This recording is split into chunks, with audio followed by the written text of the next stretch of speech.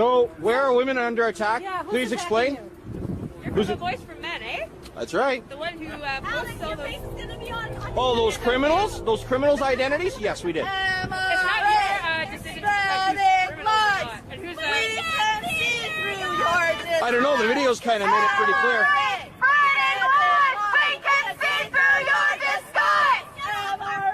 Very good, you can yell. How about we talk rationally? Why do we have to get off the campus? What are you so afraid of? What are you so afraid of in the discourse? I belong. I helped build this university. So you're afraid of questions?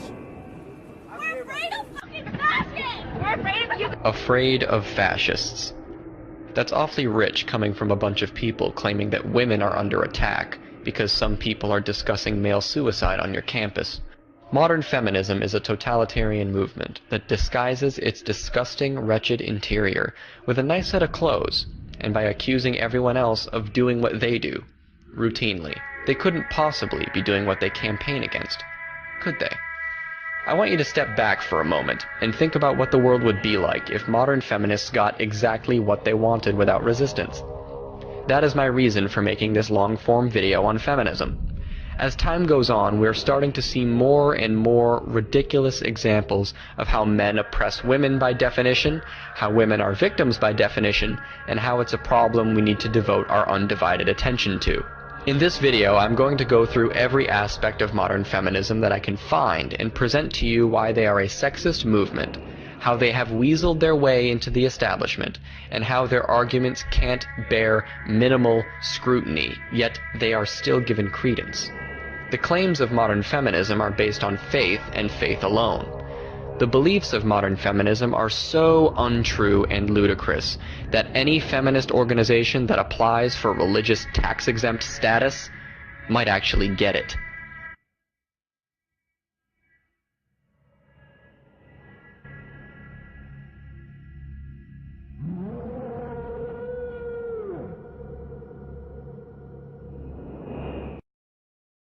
I'd like to start this video by saying that I am a misogynist, ableist, sexist, racist, regressive, cultural appropriating straight white man.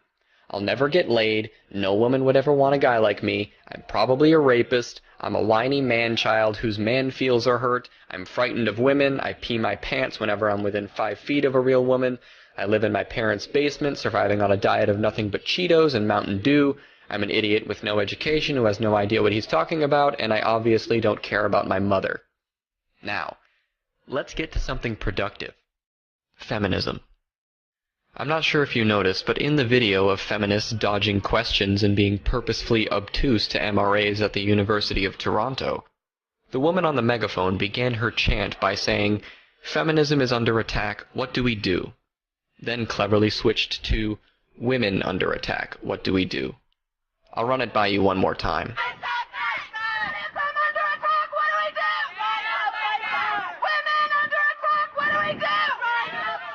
Her base instinct was to defend feminism, not to defend women. Even so, feminism wouldn't have been under attack at all if people are just discussing male issues at your campus. The movement is about equality after all, right? It's very strange how feminism, that movement that is supposed to be about equality for both sexes, are so opposed to the men's rights movement. One would think they would be natural allies because feminism is for the equality of both sexes, and MRAs are for the equality of both sexes. Everyone substantially believes the same thing. What we have going on here is a battle of labels. We have an ideological turf war manifesting itself. Feminists want to be the gatekeepers when it comes to the equality of both genders, and everything should be filtered through them and them alone. Any sort of interference with their preferred narrative is considered hate speech. No hate speech on campus! No hate speech on campus! No hate speech on campus! No hate speech on campus! No hate speech!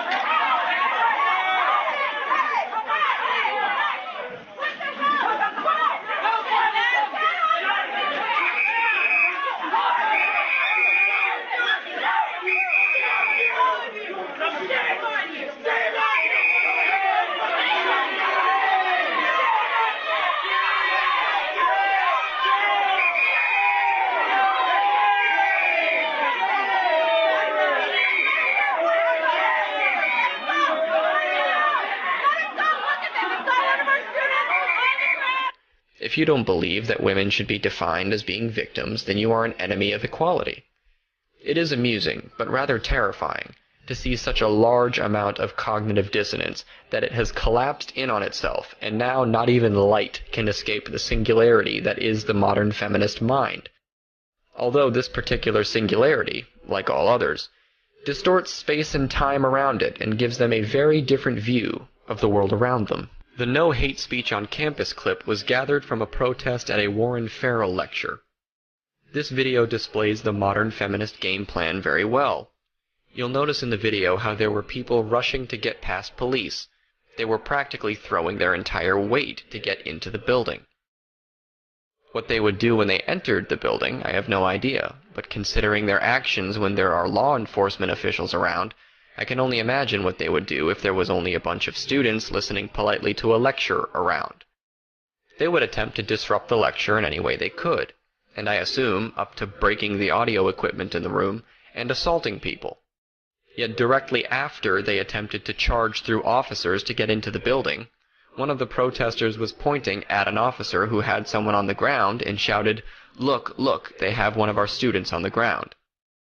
The reason this person is on the ground was because they charged at police officers while trying to enter a building with the sole intent of disrupting the lecture. Their motive? Well, the people in there disagreed with them after all. Here we have a concentrated version of the modern feminist battle strategy. They lash out, and then they get proper retaliation for lashing out, then claim complete innocence and victimhood. But of course I can't say that, or else I'll be accused of victim blaming.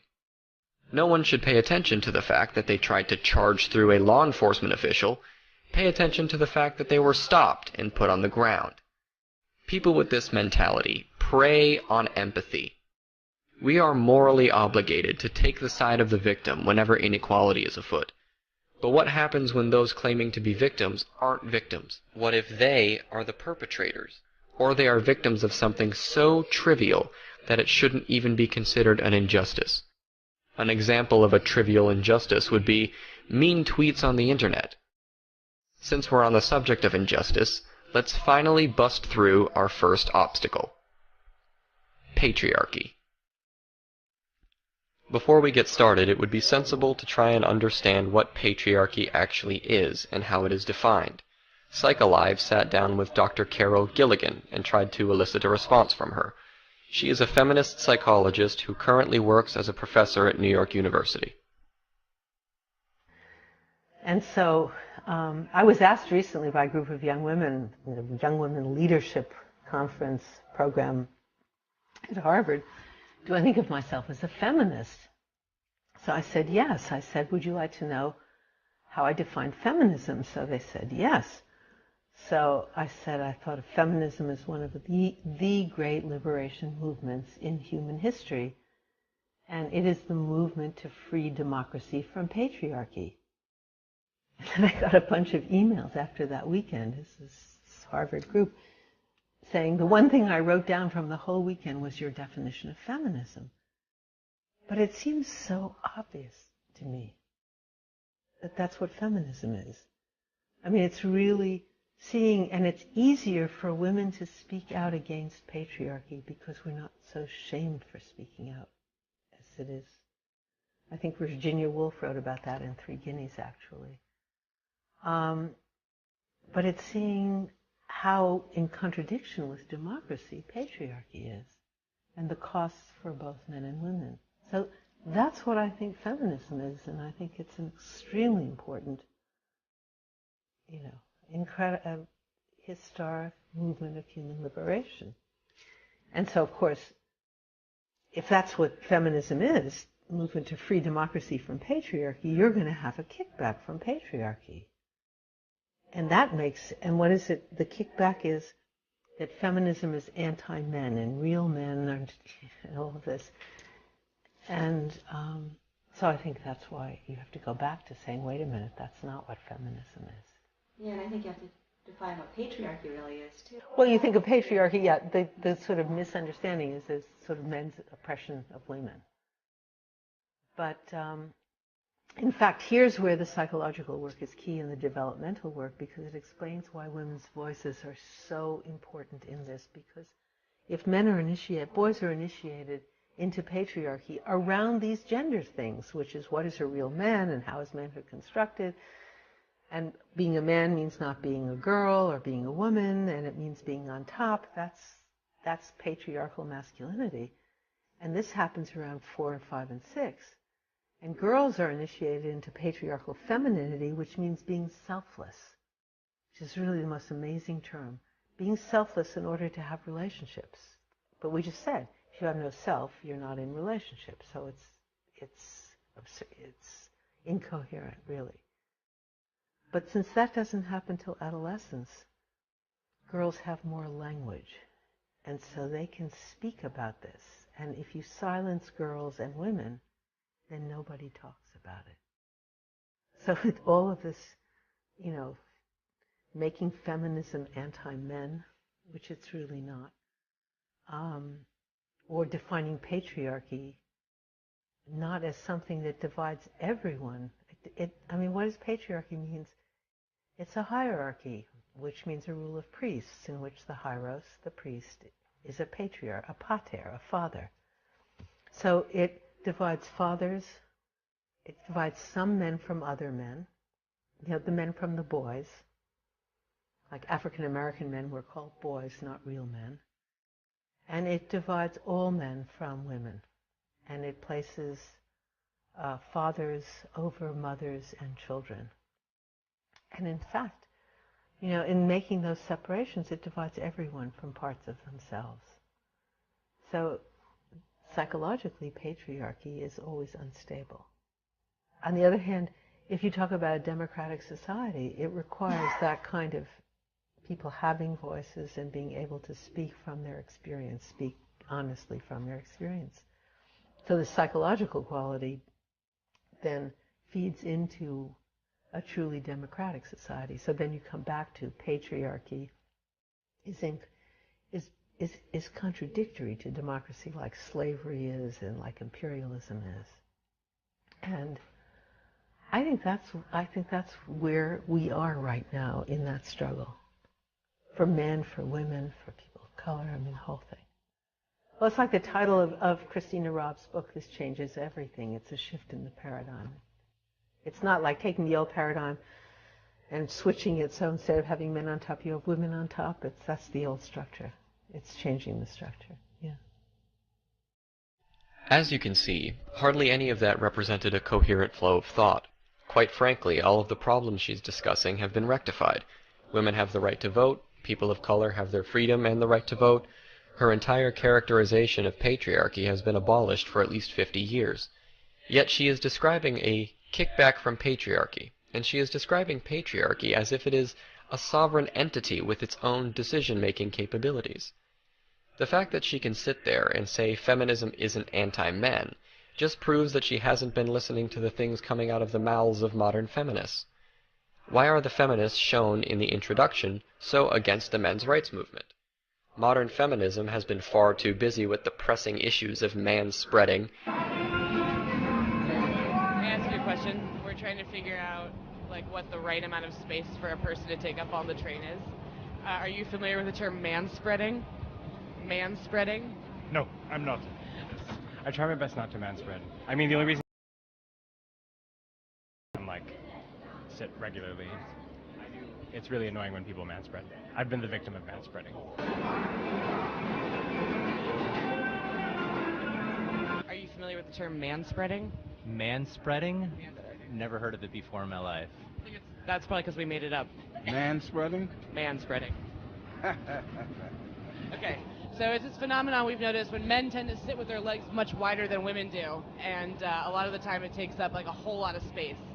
And you're not taking up a ton of space, but you're taking up a little bit of space. Have you noticed? No, I didn't. What do you think it is? I don't know. It's not. I hope it's not sexual. Manspreading. I'm guessing that's the leg as I'm doing like this.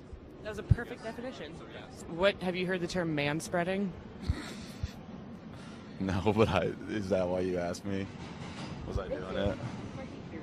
It can be construed It can be construed as a man spread. Well, it's not too crowded. If it was like super crowded, I would probably constrict. We have no choice to have our legs like that. You know what I mean? I do. You feel me? So yeah, so it's different for a woman. Yeah. You know what I mean? You know, so yeah, of course, man.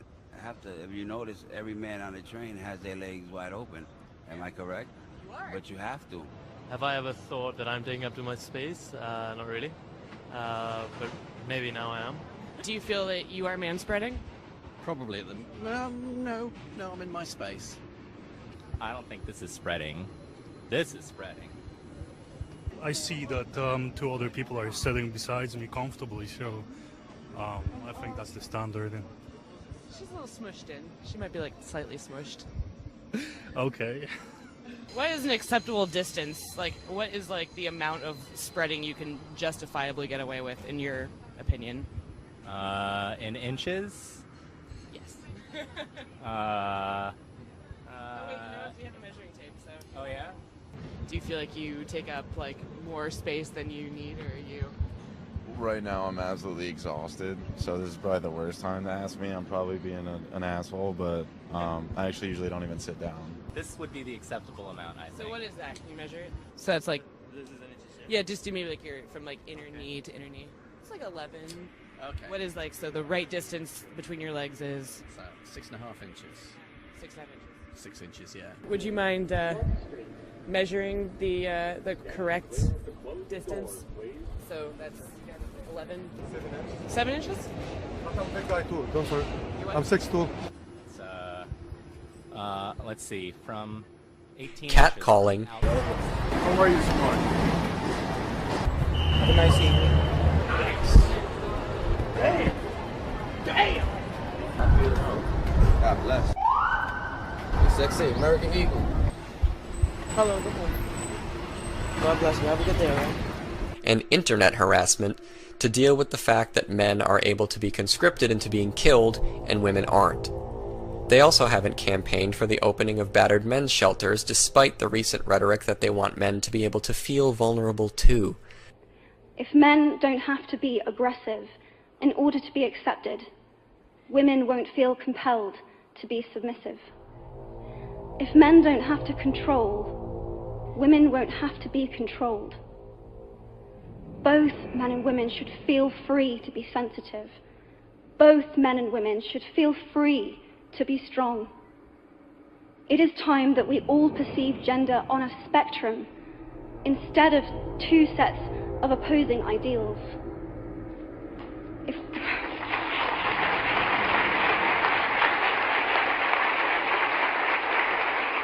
If we stop defining each other by what we are not and start defining ourselves by who we are, we can all be freer.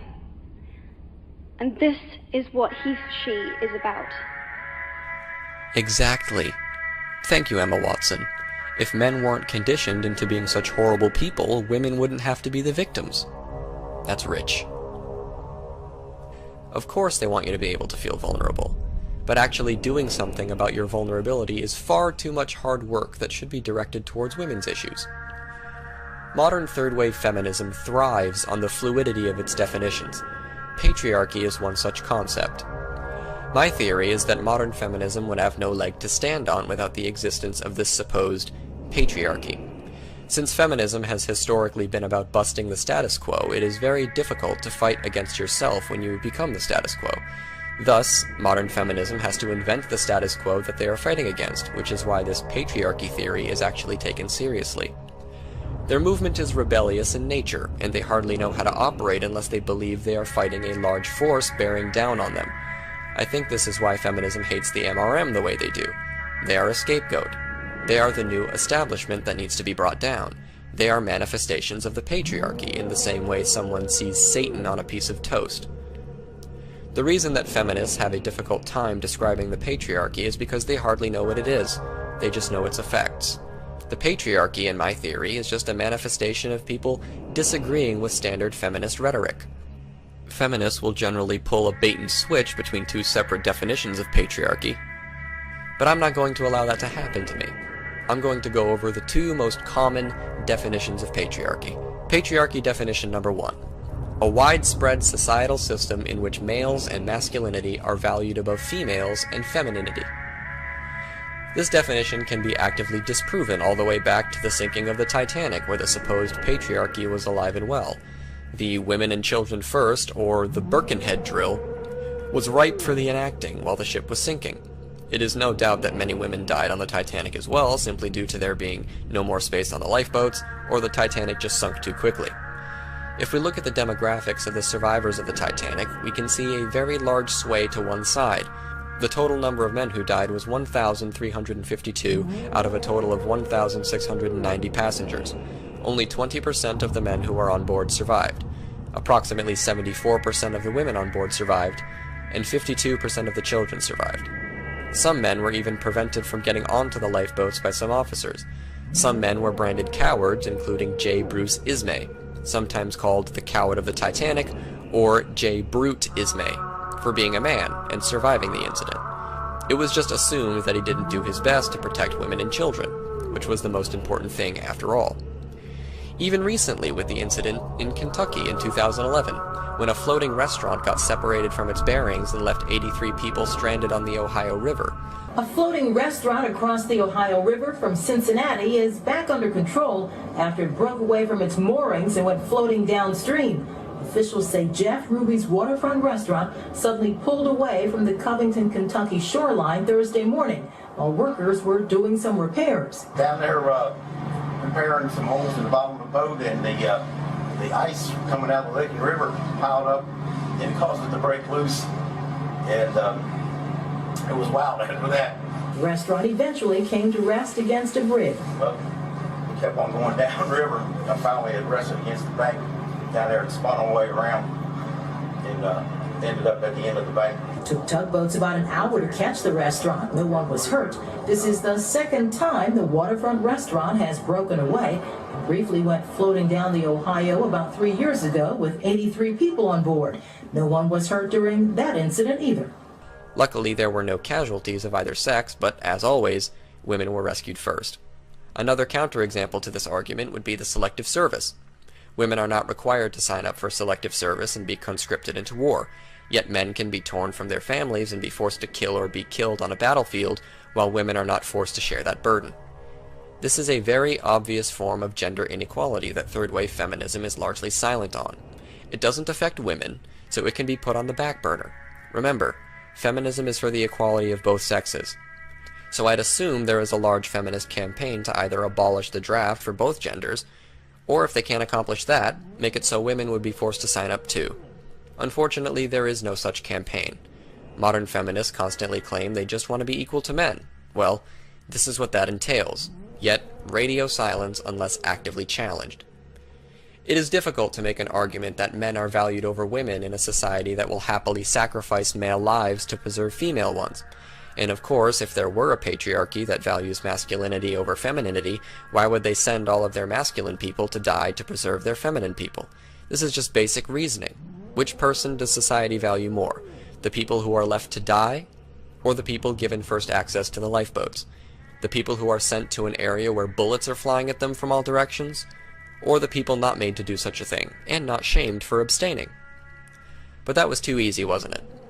I'm going to argue against the second definition now in conjunction with some of these points from the first, because the second definition of patriarchy is what makes all of the credible arguments disproving the first invalid. Patriarchy definition number 2. A widespread societal system which enforces traditional gender roles. This is where the patriarchy hurts men too argument stems from, which sounds very similar to the argument given by fundamentalists when they claim God works in mysterious ways. They claim the reason the Birkenhead drill is in effect is because of traditional gender roles and the enforcement of those gender roles. So we can easily derive from that sentiment, patriarchy hurts men too. However, what this does is create a system where there is no escape. Let's take my previous argument regarding men's shelters and look at it through the lens of the patriarchy theory. There are 4 possible situations regarding shelters. The first situation would be a predominance of women's shelters that turn men away and a supreme lack of funding for male shelters. This is, of course, indicative of a patriarchy, because the traditional role for a man is to be strong and man up, and women are to be treated like helpless, weak, and submissive victims. That would be an enforcement of traditional gender roles, would it not? Yet there is a distinct lack of voices speaking out against this inequality from the feminist movement, who constantly claim that they want to smash gender roles. Feminists support their patriarchy in a treasure trove of ways. The fact that someone saying, "Hey, how are you doing?" to a woman on the street is now considered by feminists to be harassment that women are the victims of, it is no wonder they would say there is an enforcement of gender roles. They are trying their best to enforce them themselves. The second situation would be the reverse of the first. There's an incredible amount of male shelters and hardly any female shelters. This would definitely be a smashing of traditional gender roles. However, this situation comes into conflict with the first definition of patriarchy, and it is obvious that society would be valuing men over women, and that would also be indicative of a patriarchy. The third situation would be that there is no funding, or hardly any funding, for both male and female shelters.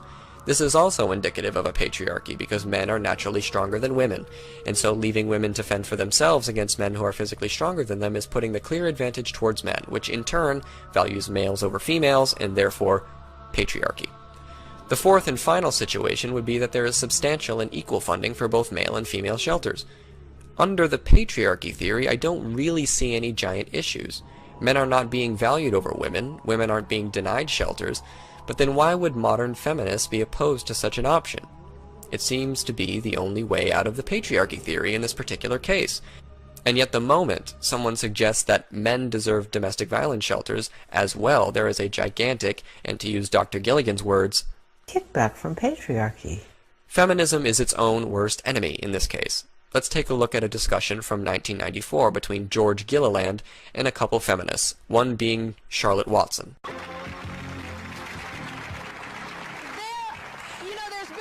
Tremendous rise of women's violence against men from 1985 to 1991, and we here at Rolanda are always concerned about violent family situations, and that's why we thought it was important to do this story. I like the points that we've been making. It doesn't matter who's violent. If your home is violent, then we've got to help. There are currently fewer than 6 shelters for battered men in the United States. And we're about to introduce you to the man who helped found the very first one. Where are you, George? George Gilliland. He founded the very first one, the very first shelter for men in the United States. You're joining us live via satellite from St. Paul, Minnesota. Thanks for joining us, George. Thank you for having me. George, tell me, if you could, what the situation was before you founded the shelter. If you were a man being battered by your wife or girlfriend, where could you go? What situation were you in? Well, you could do the same as I and many other men have done. You can spend the days and nights in your car with very little money in your pocket, or you can humiliate yourself by turning to friends or relatives and begging for a place to stay and food in your stomach if you want to. Other than that, there's virtually no place to turn to. And fortunately, I've heard some comments from some ladies in your audience that have brought that to light, whose thinking is exactly the same as mine. I am not known as a men's rights activist by those that know me and know what we do.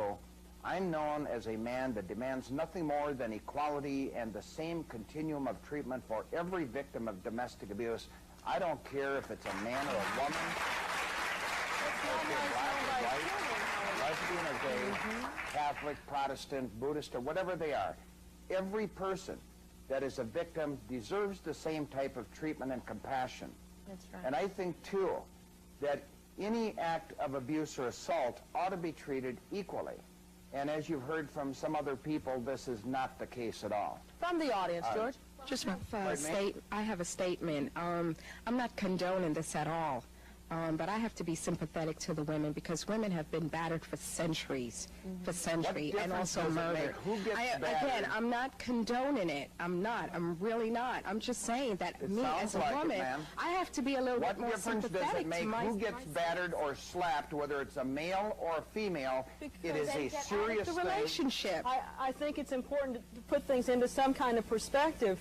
Domestic violence is about power and control. It's about a relationship where there's a whole pattern about trying to maintain power and control, very much like racism. in our country. You know, those of us who are white No, I are born think into Mel a hit kind it of right on the privilege head. just You're by the very color of our abusive with skin. what you say. And we think that gives us a right to power. And men who batter women are born into this country thinking because they're born male, they have a right to have power over, to be the king of the castle. I think I asked you and we're about talking 3 about, years we're talking ago. about, From the audience, please. About power and control. I just think George. it's terrible. Charlotte, I believe I asked you about 3 years ago, where do you come off by saying that domestic violence is man's desire to control a woman, and yet 3 years ago I asked you, how do you account for domestic violence then in gay and lesbian relationships, and you dodged that question, and every other advocate has been dodging it ever since. I so agree with it doesn't hold any water, Charlotte.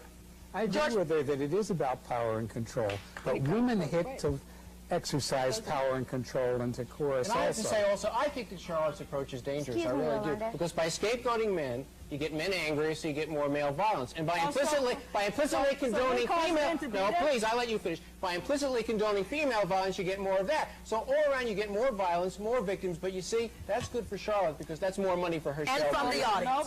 From the audience, please. I just think it's terrible how the women are so insensitive to men's pain. I know men who are abused, and it's a terrible thing. And I think Mel's skirt looks great. Charlotte Watson is the executive director of My Sister's Place, which is a chain of shelters dedicated to battered women and children. But that just displays my apparent ignorance of the patriarchy theory. Males are apparently born into their countries with privilege, with a notion that they are supposed to exercise power and control, and that they are supposed to be the king of the castle, and so therefore, patriarchy. And they don't deserve shelters? Well, my goodness, isn't this confusing? There truly is no way out. What is the patriarchy? The patriarchy explains everything. The patriarchy is the reason modern feminists hold the views that they do. It isn't the fact that they're bigoted towards men and want them to not have any shelters to speak of. It's that gosh darned patriarchy. The patriarchy is an interesting entity, because while it hinders men and women, it also justifies the feminist view of why women deserve shelters and men don't. I recognize that she said privilege and not patriarchy, but you have to be aware that male privilege is a symptom of the patriarchy at work. When you actually sit down and analyze the claims that are made, they are absolutely incoherent. They make no logical sense. They use bumper sticker phrases like king of the castle to try and justify bigotry towards men. Anything and everything is the patriarchy. The patriarchy is all around us. Charlotte Watson is using traditional gender roles as an excuse to justify maintaining traditional gender roles. Figure that one out. But that is the end phenomenon of the patriarchy theory. This is where you will end up if you take it to be true and bring it to its inevitable conclusion. Insanity and bigotry.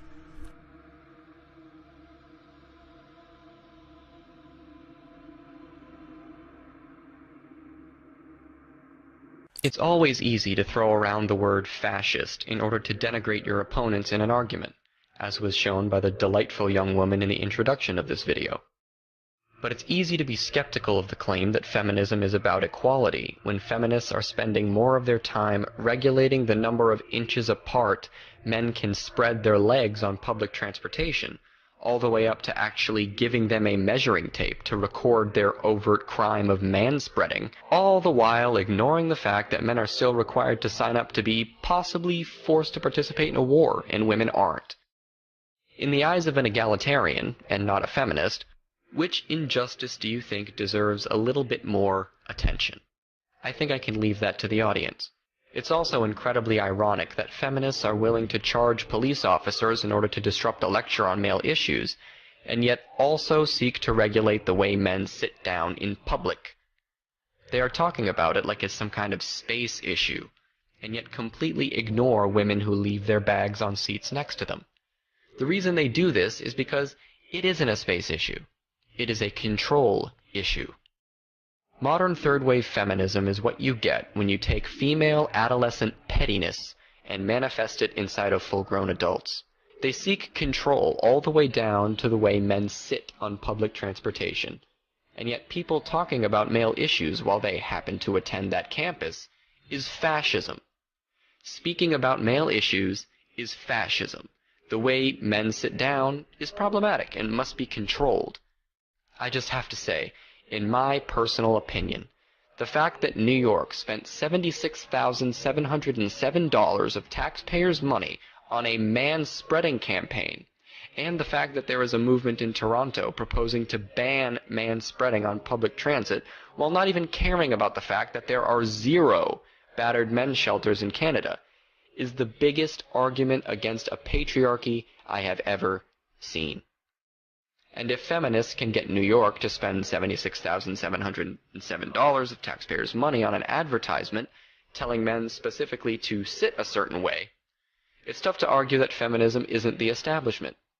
You can't be claiming that you are bucking the status quo when you are invited to speak at the UN and the room applauds you. Use taxpayer dollars to advertise against men's posture. Have members of the United States government backing a campaign to ban the word bossy, and have members of the UK government supporting the eroding of due process rights of men accused of rape. The status quo agrees with you. And that brings me to my second obstacle. Rape culture.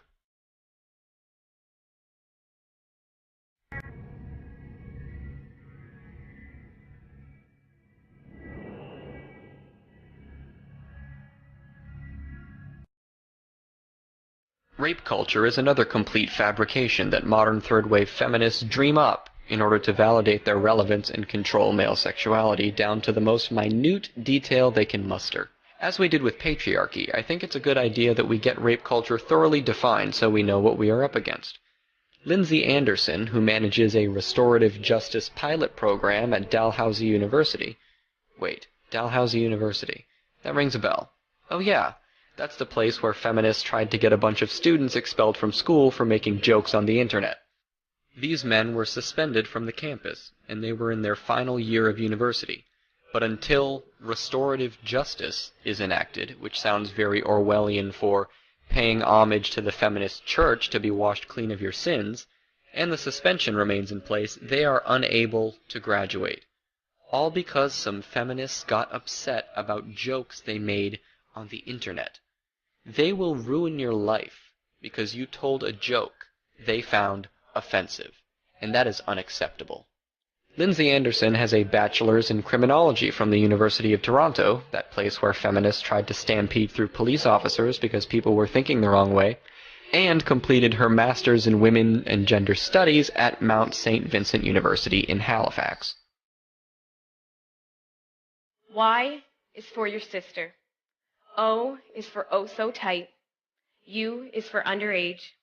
N is for no consent. And G, this one varies depending on which end of the country you're on. This was a chant heard during orientation welcome weeks this past September on 2 different campuses. Right here in Halifax, it was a chant led by 80 student orientation leaders to nearly 400 incoming first-year students. An enthusiastic chant about underage, non-consensual sex, about rape. So not only do we have a serious problem with sexualized violence on our campuses, but we're now experiencing the existence of something referred to as rape culture. In a rape culture, we're surrounded by images, language, media representations, laws that perpetuate and validate rape. Sexualized violence is seen as something that's just the way things are. It's simply inevitable. Combine this with a sexualized campus climate, an abundance of alcohol, a cohort that's likely away from their family for the first time, their parental guidance, and people are starting to understand that we're dealing with a problem that requires urgent attention, discussion, and exploration, not ignorance and excuses. But there is good news. We are dealing with a population that is totally able of fixing this problem, and people are starting to take notice. So what did happen on our campuses? How did we get to a point where rape became something to be chanted with pride on the day that we welcome our newest scholars to campus? And how is it that opinions on this incident varied from thoughts that it was just, or that it should be treated with severe punishment and expulsion, to the idea that it was just the mindless act of dirty-mouthed undergraduates behaving badly? And finally, how do we get to a place where being a university student does not increase your likelihood of being sexually assaulted? And where incidents of rape culture are infrequent, and if they do occur, they're approached critically and intellectually instead of with anger and accusations. Up until very recently, I'd been living in residence with undergraduate students for 13 years. You see, there's a whole profession out there for those of us who really enjoy the vibrancy of campus and residence life. Or for those of us who have no idea what we want to do when we graduate and jumped at the chance for full-time employment. But honestly, I loved my experience living in residence. I think it's great to see students go through that transition right into university life. And what's really cool about a job like this is you get to see some really brilliant students do some pretty incredible things. Yet inevitably, we also see some really brilliant students do some not so awesome things. Like the time a bunch of students decided to turn the communal showers into a hot tub by clogging the drains and turning on all the taps. You see, a bathroom like that is not designed to hold that much water weight, resulting in a gaping hole in the floor, substantial water damage to the hallway below, and a very cranky residence life manager making late-night phone calls to carpenters and plumbers and waking up their equally cranky wives. Clearly, living in residence is an experience for growth and learning. I know I certainly learned a lot over the last decade, and I acquired some excellent stories to tell at parties. I wasn't surprised when I heard about the rape chant that took place down the road at St. Mary's University. Over the years, I've witnessed many examples of a sexualized culture and a rape culture amongst the students. For example, it's not uncommon to hear students refer to themselves as having been raped when they face something challenging, be it an exam, a workout, or a meeting. I just got raped by that exam is one I've heard too many times to count. And what about #rapeface? So #rapeface is connected to photos of people making awkward or weird faces. But really what it refers to is the face of a perpetrator before they're about to sexually assault someone. There are thousands of photos on social media with #rapeface. This is rape culture, as if rape is something so normal and so common that we can just joke and laugh about it. This was particularly evident to me during a residence hockey game between two rival residence houses at another university in Nova Scotia. On the day of the game, students would make t-shirts and posters that would promote their own team and put down the opposing team. One woman was seen wearing a t-shirt that proudly proclaimed, "Not enough roofies in the world would get me home with a Burke guy," Burke being the name of the opposing house. Or the student who carried around a pillow with a homemade pillowcase that stated, "Bite down, Burke, Mac is coming in dry." I decided then and there to start calling this behavior for what it is. These students were using references to date rape, drugs, and violent sex to promote their own team at a charity hockey game. And although these are only a few examples, I could share a lot more, we know these incidents are occurring across the country. Very recent examples include the Memorial University Engineering beer mug given to all engineering students, which featured a woman suggestively posed with the words, "If she's thirsty, give her the D," D referring to a slang word for penis. Then there was the songbook, discovered very recently at McMaster University, among the engineering society, a group called the Red Suits. They're like a spirit squad of sorts. It's not exactly clear how widely this was distributed, but just the fact that it featured songs such as Knock Knock Gang Bang and Orgies Make the World Go Round, it elicited some concerns. It's very spirited indeed. This book contains a song that has such violent, masochistic, and horrid references that it came with a disclaimer. And it says, "We must warn, there's no good place to sing this. People will be offended." The contents of this next page includes bloody rape, murderous incest, child mutilation, and fetal ingestion at the very least. Proceed with caution. It continues, "The text that follows is small for a reason. If you're willing to read it, you might just have as much fun as we did writing it." And I think this illustrates a very important point. It's very easy for people to suggest that this is just a few bad apples participating in these incidents, or that it's just chalked up to the typical student experience of testing boundaries and creating something simply for its shock value. And yes, this is certainly part of it. But there's also the part about indifference that I find so deeply concerning. Many people likely saw this songbook over the years and didn't feel it necessary to do anything about it. Now you will notice in Anderson's examples when she's trying to sell the idea of rape culture that she didn't include any examples of people being indifferent to an actual rape. What they were being indifferent to were jokes. If you want to argue that people are indifferent to rape in a particular society, it would be helpful to cite examples of people actually being indifferent to rape in that particular society. It doesn't help your case one bit to cite to people making sexual-themed jokes or even rape jokes. Laughing at a rape joke does not mean you condone or are indifferent to the act of rape. Yet modern feminists can't seem to wrap their head around how comedy functions. You'll also notice that she was referencing a very offensive and risque songbook that was written. The songbook had a disclaimer that warned people it was very offensive and there would be no proper place to sing the songs contained in it. Yet this particular feminist, instead of taking the rational path, being appreciative of the disclaimer, because obviously it was put there for people like her, and avoiding the book, she needs to stop it from existing, entirely. Before this, she advocates for the expulsion of students singing a stupid chant to incoming freshmen, and that is one of the only examples she has that can even be construed as indicative of a rape culture. I'm sure if you actually asked any of those students what their opinion on rape was, they would say it was abhorrent. Going along that theme, there was a recent study done that made the outrageous claim that 1 in 3 college men would rape if they could get away with it. This study was published in the Journal of Violence and Gender, entitled Denying Rape but Endorsing Forceful Intercourse, exploring differences among responders.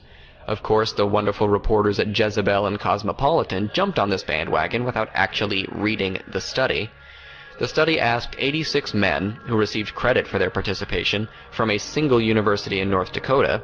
Only 73 of the men's answers were actually used for analysis, and the study finds that 23 of the men analyzed had intentions to force a woman to sexual intercourse. Of course, only 9 of them actually said they would rape a woman if they could get away with it, and yet feminists then started using the phrase, 1 in 3 college-aged men would rape if we don't call it rape. Please keep in mind that this was done on one campus. They were receiving credit for the survey, and perhaps they maybe didn't take it all that seriously. 9 men saying that they would rape a woman in a survey at one university with credibility not sturdy enough to support helium does not mean there is a plague of rapists in hiding on college campuses. But feminists are so incredibly prone to believing any rape myth that is thrown at them that they look at 9 men answering a survey and can conclude from that 1 in 3 men on every college campus is a secret rapist. Now that we are on the subject of statistics, let's bust through the 1 in 4 women will experience rape or attempted rape claim. If we look at the Bureau of Justice Statistics report that was released in 2013, it shows us a very different story. The rate for rape and sexual assault in the United States in 2012 was 1.3 in 1,000 for people aged 12 and up. Of course, one may say, wait, this doesn't cover attempted rape, but it does. The definition of sexual assault varies from state to state, but they all have laws pertaining to sexual assault, and in all cases an attempted rape is classified as sexual assault if the rape is not completed. In general, the sentiment is that a sexual assault is sexual activity that is coerced or unwanted. Also, that 1.3 in 1,000 rate constitutes rape or sexual assault, so it wouldn't even be correct to claim that 1.3 in 1,000 women were raped in 2012.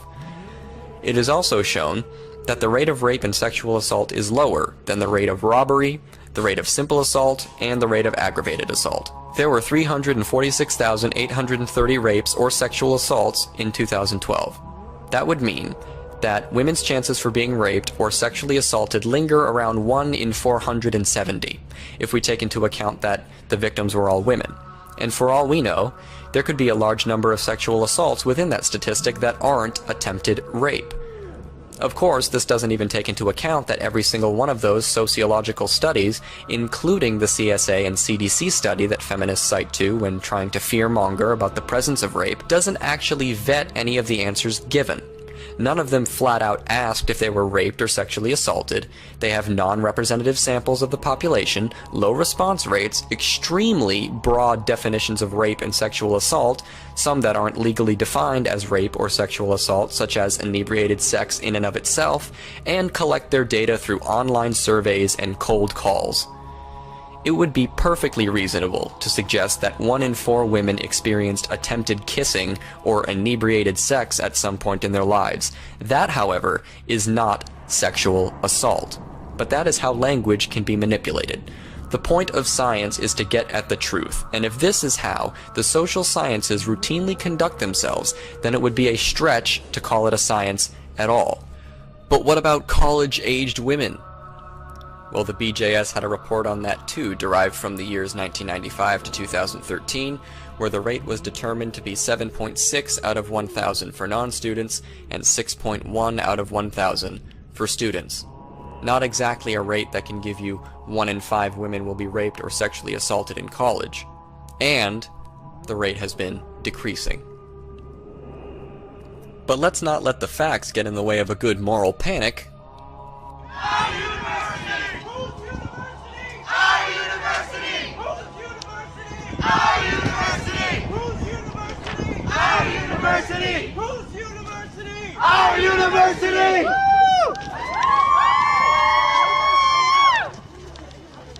No justice, no peace. No justice, no peace.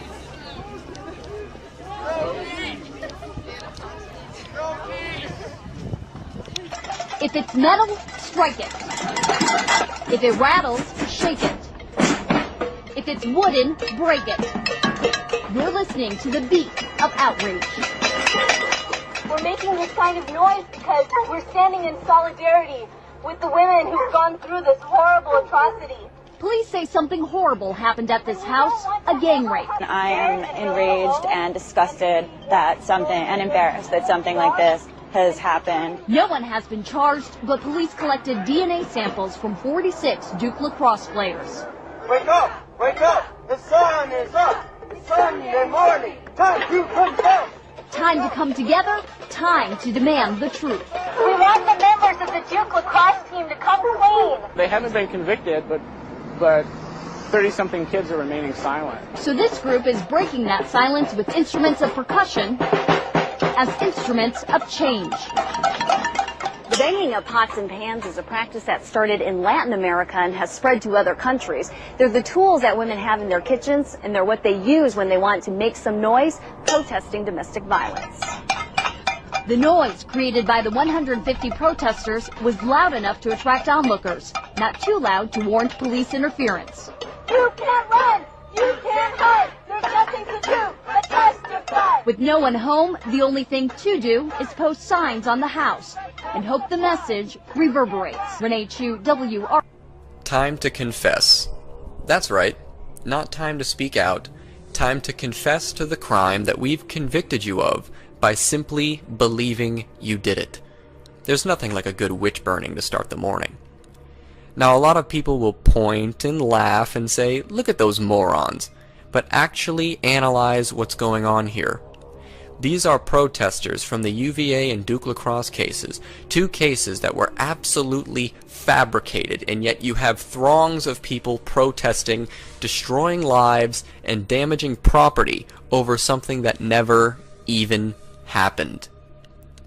The fact that feminists can tell us that the media shames rape victims when you have interviews like this one is practically laughable. And I think when many people read their article, a common response is to just think, well, these students should go to the police. But actually, under our existing law, under Title IX, that the government requires that the government looks at these type of cases as a form of sexual discrimination. So it requires the schools to handle these things through their internal process. And as we're now seeing, their internal processes usually are designed to protect the school's reputation. And even as we're talking about UVA here, I mean, when you see the list, it's not just UVA, and nor is it just what you. Sure, there are some schools on the list of that are being the list of schools being investigated by the government. Some of the schools, maybe you can say, like Arizona State or University of Colorado at Boulder, maybe they're considered party schools, but there are plenty of schools on that list: Catholic University, Dartmouth, Princeton, Harvard, even Harvard Law School, that are not quote unquote the party schools. So it's not just UVA, and it's not just these party schools. It's widespread. And when you bring up the party thing, this is so important because the response has been, we saw November 22nd that the University of Virginia has decided to suspend all fraternities until January. Of course, most students are not even on campus most of December. But the thing, I think the second most painful after the hold its leg for me was this. The 3 friends launched into a heated discussion about the social price of reporting Jackie's rape. Detached Jackie listened as Cindy prevailed over the group. She's going to be the girl who cried rape and will never be allowed into any frat party again. And here's the thing, they're not wrong. It's, you know, on the one hand, it's appalling. On the other hand, they're not wrong. And that social sanction is a powerful one at 18. And I'm sitting there thinking, these kids are 3 weeks into college. This can't be the first time they've encountered this. How far back does this go into high school? Like, well, I would say that social sanction is a powerful thing at any age, not just at 18, at any age. Before I say anything else, I have to thank you, Sabrina, for writing this. I think you've done a tremendous act of public service, and I'm genuinely very, very grateful. Thank you. It is hard to read an article like this and avoid the conclusion that we live in a culture that hates women, just hates us. It's hard to read an article like this and conclude that the men in this culture, boys and men in this culture, are raised to see women as not just less than them, but in some cases as less than human. Who in their right mind can say that we live in a society that hates women? There are throngs of people protesting, calling innocent men rapists, demanding their expulsion, damaging the frat building, all because one woman told a fib. And you ran with it. You want to talk about rape culture? I'll talk about rape culture. Feminists and the media just can't seem to learn their lesson. The past 3 cases they have tried to use to demonstrate rape culture have been absolute fabrications by the accuser. The Duke lacrosse case was false, the UVA case was false, and the case of the woman holding the mattress constantly is also reasonably certain to be false. This girl accused a man of raping her, yet Facebook messages reveal that she asked him for sex before the incident and asked to see him again. And this statement, I don't find funny at all. I find it terrifying. This woman, Emma, who accused this man of rape, actually wrote, I think it's ridiculous that Paul would sue not only the school, but one of my past professors for allowing me to make an art piece. It's ridiculous that he would read it as a bullying strategy, especially given his continued public attempts to smear my reputation when it's just an artistic expression of the personal trauma I've experienced at Columbia. If artists are not allowed to make art that reflect on our experiences, then how are we to heal? Emma, who falsely accused Paul of raping her, is now complaining that he is smearing her reputation. And her carrying the mattress around is just an expression of her fictional trauma at his hand. Why in the world would he sue over that? Fascism will shoot you. Third-wave feminism will shoot you and then make your family apologize for making you go through something so traumatic. George Orwell once said, if you want to imagine the future, imagine a boot stamping on a human face forever. I'd like to qualify that. If you want to imagine the future, imagine a boot stamping on a human face and the face being stepped on, apologizing to the boot for what it's going through. These people are vindictive bullies who will cry victim even if they are the ones smearing your good name with baseless accusations. And when you uncover that the accusations are baseless and you take legal action against it, they claim you are tarnishing their reputation. Lashing out, then getting retaliation, and then playing the victim. The feminist battle strategy. Their claim is that false accusations happen so rarely, yet the past 3 cases lauded by feminists as indicative of rape culture have been wholly manufactured. Either they are very unlucky, or maybe false accusations happen a bit more often than they claim. But the mantra is to believe the victim, which is an attack on the very basic principle of innocent until proven guilty. But of course, according to Wendy Murphy, who is a professor at the New England School of Law, believes something a little different. I'm really tired of people suggesting that you're somehow un-American if you don't respect the presumption of innocence, because you know what that sounds like to a victim? Presumption, you're a liar. Because if a few men have to be falsely thrown in a tiny cage for the rest of their lives to protect a woman's feelings, then so be it. But society hates women. You want to know who trivializes rape?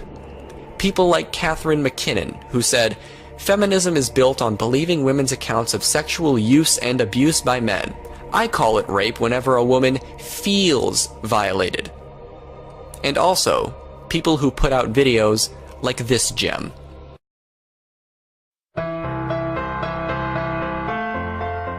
Yes, I've been getting raped. I don't even remember since when. Maybe it started when I came out of my mother's womb. I get raped at several places: trains, public buses, offices, even at my own house. I got raped when my dad hit my mom. I got raped when my mother called someone else's daughter a slut.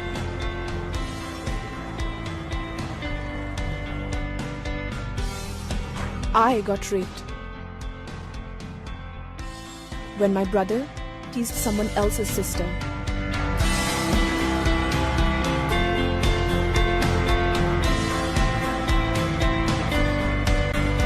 I get raped every day, several times, by thoughts, by words, by looks. I try to see their faces, but I can't see them. I only see my family. If any one organization fits the definition for rape culture, it is the modern feminist movement. And much like the patriarchy, they create their own problems so that they can fix them. It's a never-ending cycle. They will tell lies as long as necessary for their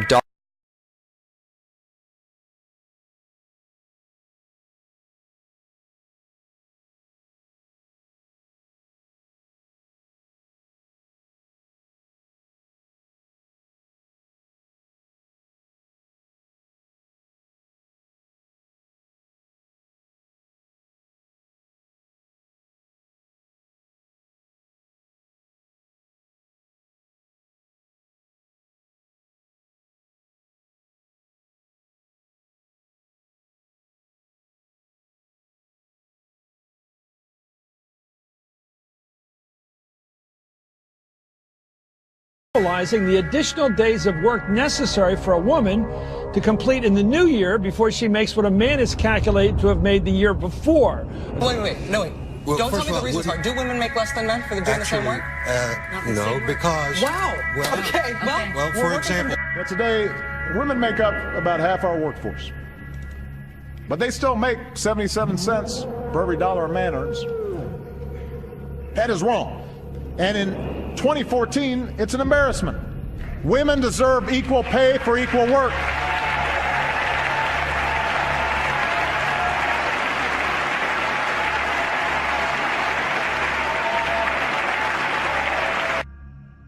The wage gap has been disproven ever since it was brought into existence by sexism-obsessed nut jobs who think that taking the median wages of men and women equal women getting paid less for the same work.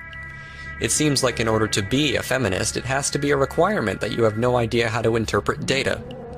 When you go over all of the variables that can be taken into account, such as number of hours worked, in what field people are working, and amount of job experience, and things that are very difficult to quantify, such as payment based on quantity or quality of production, merit systems, salary negotiation, and last but not least, discrimination.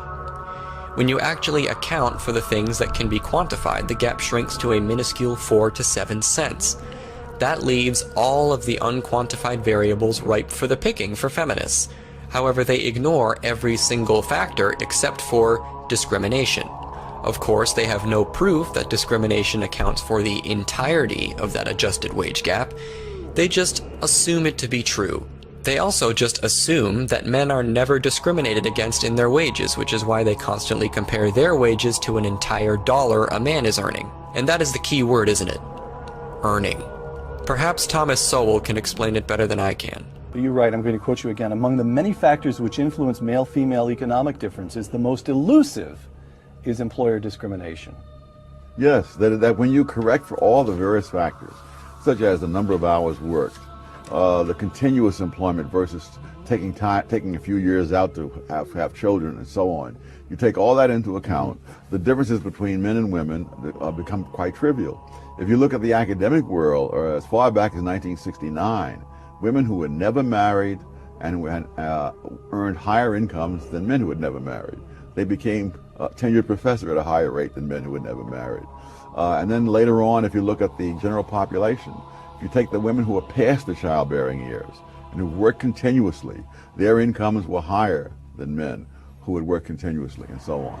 So the difference is that not that the employer is paying them differently, but that they have different characteristics. So the central variable in explaining economic differences between men and women is not employer discrimination, not the rise of feminism. It's that women, it's child rearing, marriage and child rearing. That's the variable. As that varies, a women's arrival or participation rate in high-level occupations varies with that. That's Absolutely. the okay.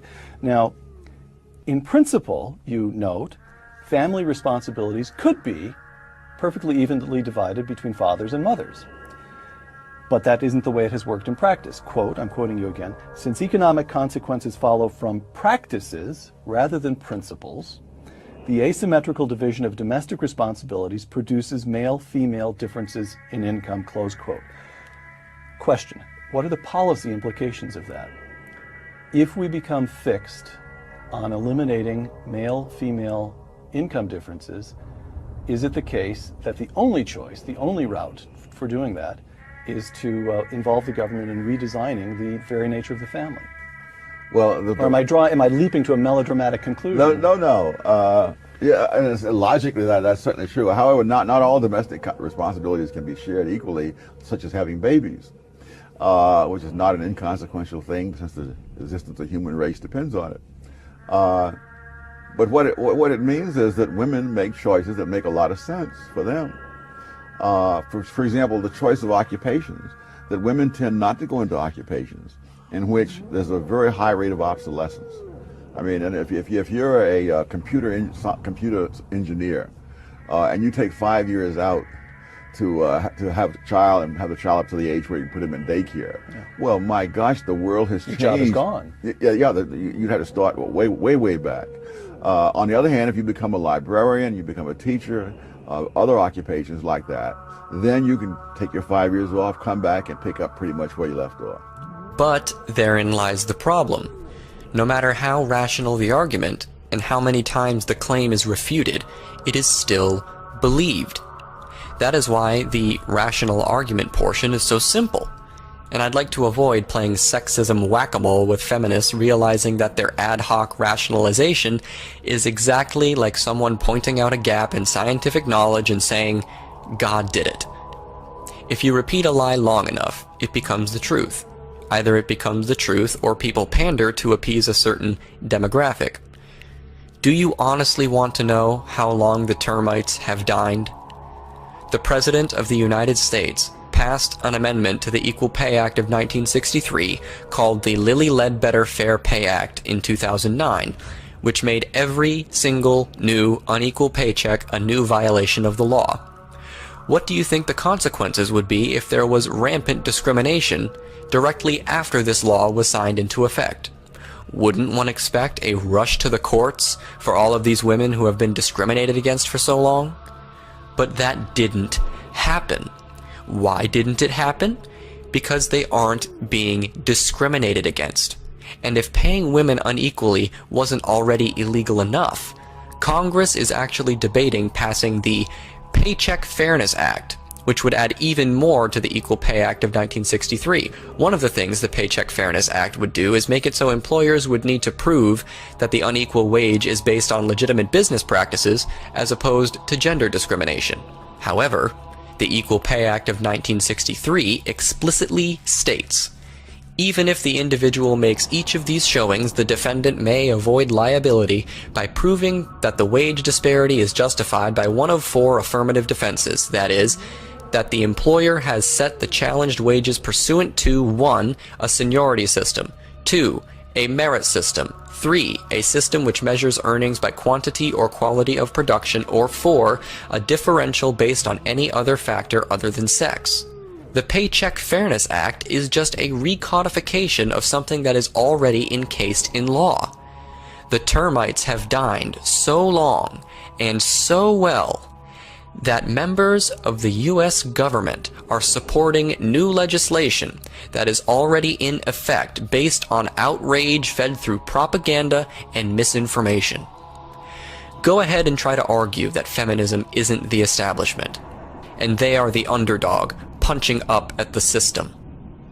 If the US government will buy into this propaganda, what is stopping it from eventually buying into male privilege? What is stopping it from buying into the patriarchy theory? What is stopping it from beginning the erosion of due process rights for men accused of rape? Oh wait. An estimated 1 in 5 women is sexually assaulted at college, and that's totally unacceptable. It is estimated that 1 in 5 women on college campuses has been sexually assaulted during their time there. 1 in 5. But you know, we all know that many of our schools just aren't safe. We know the numbers. 1 in 5 of every one of those young women who's dropped off for that first day of school, before they finish school, will be assaulted in her college years. The people who you elect into office have power over you, and they are buying the feminist talking points at face value. There is no doubt that people in the White House know how to interpret data. There is no doubt that people know the wage gap is a fabrication, that rape culture is nonsense, and that the patriarchy theory is ridiculous. But considering their track record, it's only a matter of time. What do you do to combat this? Vote in people who refuse to give these concepts credence.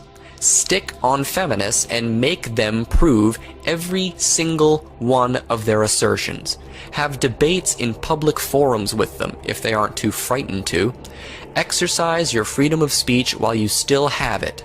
Complain about it while you still can, because that is what they are afraid of most. More dissent. More speech. They are a totalitarian movement that wishes to control men all the way down to how many inches they spread their legs on public transportation. This next generation is the next generation of leaders. People who will believe this garbage will begin running things. And do you want to know what the world will look like if these people are elected and have power over you? Like this.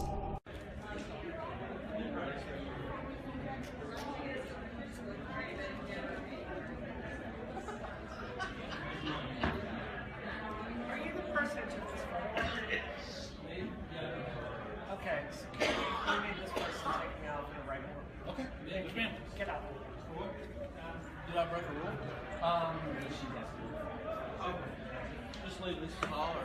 Yeah, just leave it. Yeah, leave it the convention. Just this. Okay. Yes. That's fine.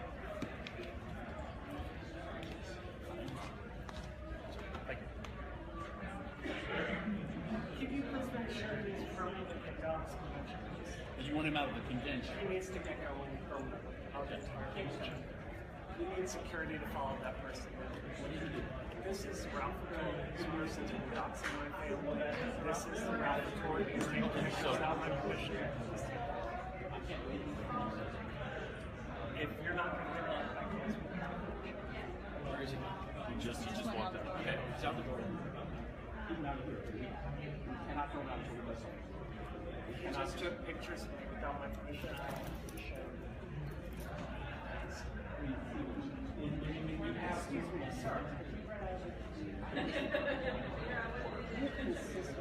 Hi, ladies and gentlemen, I've got a quick question. I need everyone, please, there will be no recording of this at all. Please, no picture. Universities are indoctrinating students into believing falsehoods. The government is preparing legislation based on falsehoods.